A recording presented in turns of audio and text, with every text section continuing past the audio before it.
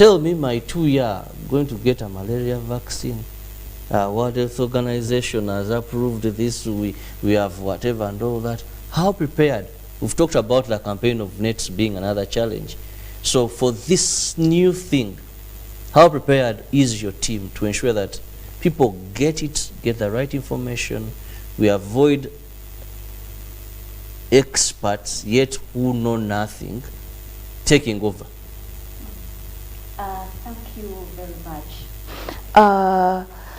Rolling out a vaccine is not an easy thing, because we have had a number of challenges with even the existing vaccines. You hear dissenting voices talking about this against any vaccine. So in our plan, our rollout plan, we have a very comprehensive plan for sensitizing communities about the benefit of this malaria vaccine. One of the things that we are looking at is we have an approach which is called the human-centered design, where we are focusing on an individual benefit. What is it that I am going to receive as a benefit in this vaccine? So our plan is going to focus on the individual to ensure that the individual understands the benefit of the vaccine. So there are a number of things that we are integrating in this, and the most important intervention we are doing is community engagement, is to ensure that we empower the community with the right information about the vaccine. One of the challenges that is coming about with the vaccine is the effectiveness and the safety of the vaccine. That is one of the things that we are going to keep preaching about. Like you have said, my 2-year-old child, how safe is my 2-year-old child with this vaccine? The things that we are going to focus on is the safety and the efficiency of the vaccine and the benefits of the vaccine. Once the community appreciates the importance of the vaccine, we shall be able to ensure that we create demand and people will be able to take these children to health facilities.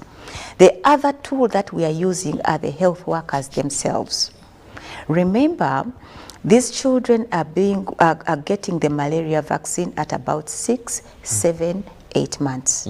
So, but these children are interfacing with the health workers right from when they are born up to the 6 months. So we are empowering the health workers to be our communicators. Every time they interface with the caretakers, now we are looking at the caretakers because we are not looking at the child. The child does not understand. So the caretaker of this child is the person we are looking at. So the health provider is our tool, is our key communicator to this parent, right from the child is born up to when they remember, since it's going to be integrated, the child will always come back for other vaccines. Yes. So at every point when the child is brought back, it is at that point that the health worker is reminding these caretakers that the child is supposed to be brought back for the malaria vaccine at 6, 7, or 8 months. Then we have a number of CBOs, CSOs in the communities that we are also going to work with to ensure that they drum up the sensitization about the vaccine. Now, in the interest of time, a quick one to Dr. Jane. Now, Dr. Jane, when one is vaccinated, and this I stand to be corrected, I know of diseases that when you're vaccinated, you don't get that disease. For example, polio. There was a time when almost every village had a person who had polio. It was normal. But since the vaccination now, we even had Uganda declared free of polio. But then COVID, when even if you are vaccinated, you could get COVID, but you would not deteriorate. Your immune system would be boosted. Now with the malaria vaccine, is it that once a child completes the 3 or 4, they will never get malaria, or they will still contract malaria, but then they will not deteriorate to the worst? Oh, thank you so much. I need to really clarify this. The malaria vaccine, the 2 types that we have, will not prevent you from getting malaria when the mosquito bites you. Given the stage at which they work, they actually prevent malaria from progressing to severity. We have just learned that it's the severe malaria that causes death. It is the severe malaria, and especially in children. A child, once they have malaria, it will quickly progress to severe malaria, and then they will die. And so here, these two vaccines are going to prevent the children from getting severe malaria and from dying due to malaria. So this has to be very, very well understood.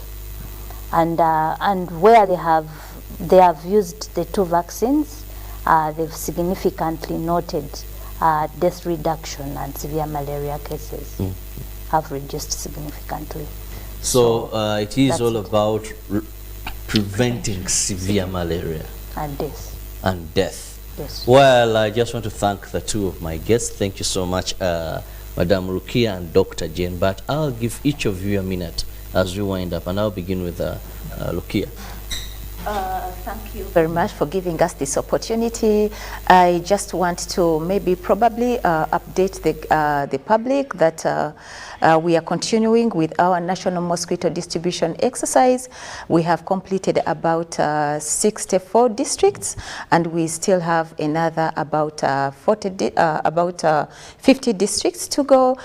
Please ensure that when we get into your district, please ensure that you register for this mosquito net, pick your mosquito net, and most importantly, ensure that you use this net every night, so that in that way you'll be able to prevent yourself from getting malaria.